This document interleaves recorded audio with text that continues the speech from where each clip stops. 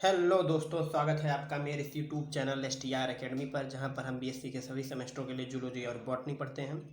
आज मैं फिर से आप लोगों के लिए फाइलम टीनोफोरा का एक और लेक्चर लेकर आया हूं, जिसमें हम लोग टीनोफोरा के जो कैरेक्टरिस्टिक फीचर्स हैं उनके बारे में पढ़ेंगे। तो चलिए शुरू करते हैं। टीनोफोरा क्या है? फाइलम टीनोफोरा एक मैराइन एनिमल्स का क्या है, एक फाइलम है, जिसमें क्या है, जिनको जेलीफिश भी कहते हैं, जो कॉमनली जेलीफिश भी कहे जाते हैं, कॉम जेलीफिश, और जिनको सी वालनट भी कहा जाता है।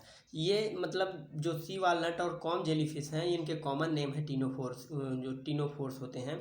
और ये क्या है, एक डिस्टिंक्ट ग्रुप है मैराइन एनिमल्स की। मतलब ये अपना एक अलग ही ग्रुप होता है, जो क्या करते हैं, बहुत ही खूबसूरत दिखते हैं। दिखने में जैसे बहुत ज़्यादा लाइट इमिट करते हैं, कई सारे कलर्स में होते हैं, कोई ट्रांसपेरेंट है, कोई बहुत सारे कलर में दिख रहा है, तो ऐसे ही बहुत ज़्यादा अट्रैक्टिव होते हैं। और ctenophores are unique fascinating organism with several silent feature that set apart of other marine animals. ये इनके अंदर बहुत सेवरल फैसिनेटिंग फीचर्स होते हैं, जो कि इनको अलग बनाते हैं, हम बाकी जो अदर मैराइन एनिमल्स हैं उनसे अलग बनाते हैं। और इनके जो की कैरेक्टरिस्टिक फीचर्स हैं वो नीचे दिए गए हैं। तो चलिए हम लोग एक बार बारी बारी से उनको डिस्कस कर लेते हैं। पहला कैरेक्टरिस्टिक फीचर क्या दे रहा है? Radial symmetry. तो रेडियल सिमेट्री मैंने आप लोगों को पहले ही बता रखी है कि रेडियल सिमेट्री क्या होती है। रेडियल सिमेट्री का मतलब ये है कि ऐसी सिमेट्री जिसके सेंटर से हम किसी भी डायरेक्शन में देखेंगे तो क्या होगा, सेम एनिमल दिखाई देगा। एनिमल जैसा है, जैसे स्टारफिश होती है, तो स्टारफिश के बीच से अगर आप किसी भी साइड देखेंगे तो उसका जो बॉडी स्ट्रक्चर होता है वो एक तरह का ही दिखाई देता है। इसे कहते हैं रेडियल सिमेट्री। तो रेडियल सिमेट्री में पढ़ लेते हैं क्या दिया गया है। रेडियल सिमेट्री में कह रहा है ctenophores exhibit radial symmetry meaning their body part are arranged around the central axis. This symmetry allow them to interact with their environmental equally from the all directions. वही बात कह रहा है जो मैंने आप लोगों को अभी भी बताई कि रेडियल सिमेट्री में क्या होता है। ये बॉडी सिमेट्री ऐसी अरेंजमेंट है बॉडी सिमेट्री की, जिसके सेंट्रल एक्सिस से किसी भी डायरेक्शन में इंटरेक्ट कर लेंगे। ये इक्वली मतलब सेम ही डायरेक्शन इंटरेक्ट करते हैं इन्वायरमेंट में। इनका इसका मतलब ये हुआ कि ये किसी भी डायरेक्शन से देखेंगे आप तो सेम ही होते हैं। तो चाहे जिस डायरेक्शन से ये इन्वायरमेंट से क्या कर लेते हैं, इंटरेक्ट कर लेते हैं। आगे है comb rows. One of the most distinct feature of ctenophores is their 8 row of cilia. इनके पास एक 8 रो की सीलिया होती है। सीलिया आप लोग जानते हो, जो लोकोमोशन में क्या करती है, हेल्प करती है। 8 रो की एक सीलिया होती है, जिसे क्या कहा जाता है, कॉम रो कहा जाता है। ये इनका सबसे फैसिनेटिंग फीचर है, यानी सबसे डिस्टिंक्ट फीचर है। और these rows contain specialised cilia called ctenes. ये जो इनके अंदर सीलिया होते हैं उनको कहा जाता है टीन्स। इनके अंदर जो सीलिया है वो स्पेशल जो रो होती है। These rows contain specialised cilia. ये जो रो होती हैं कॉम रो, इनके अंदर स्पेशलाइज्ड सीलिया होता है, जिसे क्या कहा जाता है, टीन्स कहा जाता है। और ये क्या करती हैं, beat in coordinate rhythm.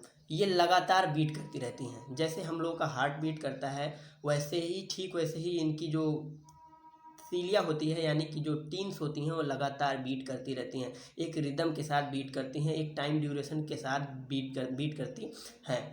The comb rows are use for locomotion propelling ctenophores through the water with the shimmering iridescent effect. जो साइमेरिंग इरिडिसेंट इफेक्ट है, मैंने आपको बताया कि ये बहुत ज़्यादा लाइट इमिटिंग होते हैं। क्या होते हैं? Light emitting. ऐसे समझिए कि इनके बॉडी से क्या होता है, लाइट निकलती है अलग अलग कलर की, बहुत चमकदार होते हैं।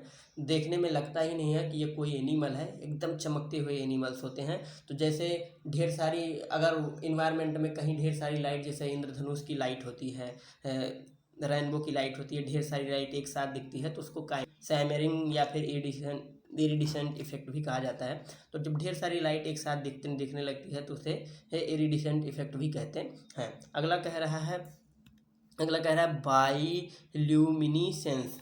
बायोल्यूमिनेसेंस, बायोल्यूमिनेसेंस का मतलब होता है लाइट इमिटिंग। क्या होता है? Light emitting. मैंने कहा था ना कि इनके अंदर लाइट इमिटिंग का कैरेक्टर होता है। तो लाइट इमिटिंग का ये देखो फीचर के रूप में एक दे भी दिया गया है। तो ये कह रहा है many ctenophores possess bioluminescent properties, meaning they can produce light through a chemical reaction. ये लाइट प्रोड्यूस कर सकते हैं केमिकल रिएक्शन के थ्रू। इनके बॉडी में कई सारे केमिकल रिएक्शन होते हैं, उनके थ्रू ये क्या करते हैं? लाइट प्रोड्यूस कर देते हैं। When disturbed they emit flashes of blue green light। जब ये डिस्टर्ब होते हैं तो ये क्या इमिट करते हैं? Flash of blue green light का, ये ब्लू ग्रीन लाइट फ्लैश कर इमिट करेंगे और creating a stunting visible display, और ये देखने लायक डिस्प्ले क्या करते हैं? क्रिएट कर देते हैं। मतलब जब ये डिस्टर्ब होंगे, इनको कोई परेशान करेगा तो ब्लू ग्रीन लाइट छोड़ेंगे और जो creating a stunting visible display, जो देखने लायक होगा। आगे है ट्रांसपेरेंट बॉडी। ट्रांसपेरेंट बॉडी मैंने आपको बताया इनकी बॉडी क्या होती है? ट्रांसपेरेंट होती है। ट्रांसपेरेंट होगी तभी तो ढेर सारे कलर जो अंदर बन रहे हैं केमिकल रिएक्शन के थ्रू वो बाहर दिखाई देते हैं। तो बॉडी क्या होती है? ट्रांसपेरेंट होती है। ट्रांसपेरेंट आप लोग जानते होंगे, जिनसे आर पार दिखाई देता है उन्हें ट्रांसपेरेंट कहा जाता है। तो आगे पढ़ लेते हैं। Ctenophores have a gelatinous transparent body allowing light to pass through their transparent appearance contribute to their ethereal and delicate appearance. Ethereal मतलब कि जो ऐसा समझ लीजिए जैसे दैवीय अपीयरेंस होता है, जो है मतलब कि अनएक्सपेक्टेड अपीयरेंस, उसे ही कहते हैं इथेरियल अपीयरेंस। डेलीगेट कहते हैं मतलब कि यूनिक अपीयरेंस की तरह है जिसको देखा जाता है। अब इसके बाद क्या है? Tentacles and colloblast. एक चीज़ आप लोगों को मैं बता दूं कि ये जो चीज़ें हैं ये सारी ज़्यादातर चीज़ें इनमें थ्योरी है, इनमें समझने वाला कुछ नहीं है, बस इसको याद करना होगा तो होता है और एग्जाम्स में लिखाना होता है। इसमें समझने वाली कोई बात ऐसी है ही नहीं, इसीलिए मैं आप लोगों को इस तरह पढ़ाता हूँ। नहीं तो अगर समझने वाली चीज़ें हैं तो मैं उसको बोर्ड पर कराता हूँ, और बोर्ड पर भी मैंने कई सारी वीडियो बना के पहले भी डाली है अपने चैनल पे। तो अगर आप लोगों को प्रॉब्लम होती है तो कोई बात नहीं, लेकिन ऐसे जो पोर्शन जिनमें थ्योरी है, बस उसमें कुछ समझने वाली चीज़ें नहीं हैं, उनको ऐसे करवाता हूँ मैं, क्योंकि ये आसान होता है करना और थोड़ा इसमें टाइम भी कम लगता है और उसमें टाइम कंज्यूमिंग ज़्यादा होता है। तो आप लोग मैनेज कर लीजिए और आप लोग इसका नोट्स ज़रूर बनाया कीजिए, क्योंकि नोट्स बनाएंगे तभी आपको ये चीज़ें याद रहेंगी। बहुत ज़्यादा ये हार्ड नहीं है, लेकिन इसका नोट्स अगर बना के रखेंगे, आप इसको लाइन से लिख लेंगे तो आप एग्ज़ाम्स में आसानी से लिख ले जाएंगे। और ये अगर आप लिख के आते हैं एग्ज़ाम्स में तो मैं पूरे भरोसे के साथ कह सकता हूँ कि आपको अच्छे नंबर्स मिलेंगे। आगे है टेंटिकल्स और colloblast. Most ctenophores have long retractable tentacles that tell behind them. जो मोस्ट टिनोफोर्स होते हैं, मतलब सभी टिनोफोर्स में लगभग क्या होता है? टेंटिकल्स होता है। That tell behind them, tail की तरह मत समझिए कि उनकी पूंछ होती है, पूंछ ऐसा कुछ नहीं, उनके टेंटिकल पीछे की ओर होता है। तो इसमें लिख दिया है these tentacles are armed with specialised adhesive cells called colloblast. जो कोलोब्लास्ट होते हैं वो स्पेशलाइज्ड एडहेसिव सेल्स होते हैं जो क्या करते हैं? टेंटिकल्स को आर्म्ड करते हैं, यानी कि टेंटिकल को ताकत प्रदान करते हैं, स्पेशलाइज उसको मजबूती से बनाए रखते हैं। When prey come into the contact with the tentacles, जब कोई खाने वाली चीज़ यानी प्रे उनके टेंटिकल्स के कांटेक्ट में आ जाता है, the colloblast release a sticky substance to capture and immobilise the prey. जो टेंटिकल्स हैं उनके ऊपर जो कोलोब्लास्ट है वो स्टिकी सब्सटेंस रिलीज करेगा और प्रे को क्या कर लेगा? चिपका लेगा। जैसे मान लेते हैं यहाँ पे कोई टेंटिकल्स है और यहाँ से ये क्या करेगा? रिलीज करेगा एक एडहेसिव सब्सटेंस, और यहाँ पर प्रे मार लेते हैं, जो तैर रहा था वो आके यहाँ पे चिपक जाएगा। अगर चिपक गया तो इसको ये वापस कर क्या करेगा? मूव करके अंदर लेके चला जाएगा। आगे है गैस्ट्रोवेस्कुलर सिस्टम। तो गैस्ट्रोवेस्कुलर सिस्टम का मतलब डाइजेस्टिव सिस्टम से है। तो टिनोफोर्स है पे simple gastrovascular system. Simple gastrovascular system है, जानते हैं कि नॉन कॉर्डेट्स हैं, तो इनके अंदर जो गैस्ट्रोवेस्कुलर सिस्टम होगा ये बहुत ज़्यादा डेवलप तो होगा नहीं। Where digestion and nutrition distribution occur, जहाँ पे इनका डाइजेशन भी होता है और न्यूट्रिएंट डिस्ट्रीब्यूशन भी होता है।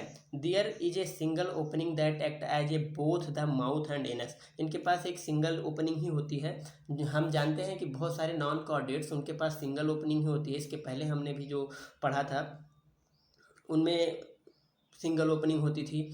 तो ऐसे बहुत सारे एनिमल्स हैं जिनके अंदर जो गैस्ट्रोवैस्कुलर डेवलपमेंट नहीं हुआ है सही से, उनके अंदर सिंगल ओपनिंग ही पाई जाती है। उसी से वो दोनों काम करते हैं, माउथ का भी काम यानी खाने का काम और एक्सक्रीशन का भी काम करते हैं।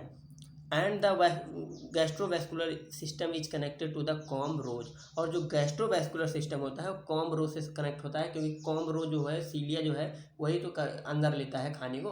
जो प्रे को अंदर भेजने वाला काम करता है वो सीलिया ही करता है। सीलिया लोकोमोशन भी हेल्प करता है। ऐसे लोकोमोट करने के लिए पानी को काउंटर करेगा, तो पानी क्या होगा, पीछे की ओर जाएगा तो आगे बढ़ेगा, और उसी के साथ खाना भी आके चिपक जाता है। आगे है no brain no central nervous system. तो ये तो हम जानते ही हैं कि जो भी नॉन कॉर्डेट्स हैं उनके अंदर ब्रेन तो नहीं होता है, ना ही कोई सेंट्रल नर्वस सिस्टम है। कुछ नर्व सेल्स पाई जाती हैं जो कि उनको डायरेक्शन देती रहती हैं। तो आगे लिखा है ctenophore do not have a centralise brain or nervous system, instead they possess decentralise nerve that coordinate basic response to stimuli. इनके पास बेसिक रिस्पॉन्स के लिए क्या होते हैं, डिसेंट्रलाइज नर्व नेट होती हैं। डिसेंट्रलाइज मतलब ये है कि सबका अपना अपना काम सब अलग अलग कर रहे हैं, कोई किसी के बारे में कोऑर्डिनेट नहीं कर रहा है आपस में। जैसे ह्यूमन ब्रेन में क्या होता है, ह्यूमन ब्रेन एक सेंट्रलाइज नर्वस सिस्टम है जो सेंटर से ही सबको डायरेक्शन देता रहता है। लेकिन इसमें क्या होता है, सब जो नर्व नेट जिसके पास जो नर्व नेट है, जो भी ऑर्गन है मान लेते हैं, उसके पास एक नर्व नेट है, वो जो सिग्नल पाती है खुद काम छोटे मोटे सिग्नल कर रिस्पॉन्स करती है और उससे काम करती रहती है। आगे है डिप्लोब्लास्टिक स्ट्रक्चर। जो स्ट्रक्चर होता है डिप्लोब्लास्टिक होता है इनका। डिप्लोब्लास्टिक से मतलब ये है कि हम लोग जानते हैं कि हम लोग की बॉडी 3 जर्म सेलों से बनी होती है, एक्टोडर्म, मेसोडर्म और एंडोडर्म। जब हम लोग का एम्ब्रियोनिक डेवलपमेंट होता है तो ऑर्गन्स का फॉर्मेशन कहाँ से होता है, एक्टोडर्म, मेसोडर्म और एंडोडर्म से। हमारे बहुत सारे ऑर्गन, हमारे सभी ऑर्गन्स इन्हीं जर्म लेयर से मिलकर तैयार होते हैं, किसमें, एम्ब्रियोनिक डेवलपमेंट में। ठीक ऐसे ही इनके अंदर क्या होता है, डिप्लोब्लास्टिक स्ट्रक्चर होता है, यानी कि इनके अंदर मेसोडर्म नहीं पाया जाता है। डिप्लोब्लास्टिक का मतलब है इनमें 2 जर्म लेयर हैं, और एक एक्टोडर्म होगी और एक एक एंडोडर्म होगी। एक्टोडर्म क्या होगी, बाहर वाली लेयर, और एंडोडर्म क्या होगी, अंदर वाली लेयर होगी। आगे चलिए पढ़ लेते हैं। टीनोफोर से डाई diploblastic organism meaning their body is composed of 2 germ layer. इनकी बॉडी 2 जर्म लेयर की बनी है, ये मैंने बता ही दिया। And outer ectoderm and inner endoderm, they do not have 3rd germ layer mesoderm as seen in triploblastic organisms. जो ट्रिप्लोब्लास्टिक ऑर्गेनिजम्स होते हैं उनके 3 जर्म लेयर होती है, और इनमें केवल क्या पाई जाती है, 2 पाई जाती है। और ये एक कैरेक्टरिस्टिक फीचर है, क्योंकि इसके पहले हमने कोई भी एनिमल ऐसा नहीं देखा जिसके अंदर कोई जर्म लेयर हो। हमने जो भी फाइलम्स पढ़े उनमें 2 जर्म लेयर नहीं थी, पहला ये फाइलम है जिसके अंदर 2 जर्म लेयर आई है। तो इस नज़रिए से भी ये इम्पोर्टेंट है। अगर आपने हमारी पुरानी वीडियोज़ नहीं देखी हैं तो आप पुरानी वीडियोज़ भी देख सकते हैं। मैंने कई सारे फाइलम की वीडियोज़ बनाए हैं और उससे रिलेटेड एनिमल्स के भी डिटेल वीडियो बनाए हैं, तो आप पीछे जाके देख सकते हैं। तो आज के लिए इतना ही। अगर आपको इसमें से कोई क्वेश्चन पूछना है तो आप कमेंट बॉक्स में पूछ सकते हैं। अगर आपको हमारा वीडियो अच्छा लगा हो तो लाइक कीजिए, शेयर कीजिए अपने दोस्तों के साथ, और हमारे चैनल को भी सब्सक्राइब कीजिए, क्योंकि बीएससी सेमेस्टर से रिलेटेड जूलॉजी और बॉटनी की वीडियोज़ आपको इसी चैनल पर मिलती रहेंगी। धन्यवाद।